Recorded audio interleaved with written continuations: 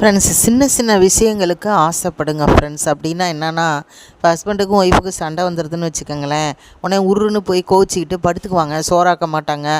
அவரு ஒரு பக்கம் கோவமாக இருப்பார், இன்னும் பிரச்சனை பெருசாகும். அதுக்கு பதிலாக நேராக சமையல் ரூமுக்கு போங்க, ஃப்ரிட்ஜை திறந்து பாருங்கள், அங்கே இருக்கிற கத்திரிக்காய், முருங்கைக்காய், மாங்காய்லாம் நம்மளை பற்றி சிரிக்கிற மாதிரி இருக்கும். அழகாக எடுத்து வச்சு ஒரு சாம்பார் வைங்க, ஒரு பொரியல் செய்யுங்க. அதுக்கு முன்னாடி சமைக்கிறதுக்கு முன்னாடி அழகாக ஒரு காப்பி போட்டு குடிப்போம்.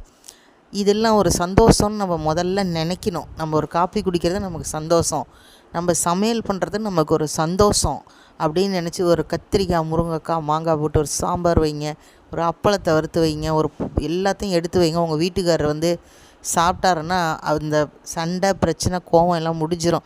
எவ்வளோ நடந்தாலும் நமக்கு சமைச்சு வச்சுட்டாலேன்னு நினைப்பார். நீங்களும் நல்லா சாப்பிடுங்க. கோச்சிக்கிட்டு படுத்துட்டு என்ன செய்ய போகிறோம்?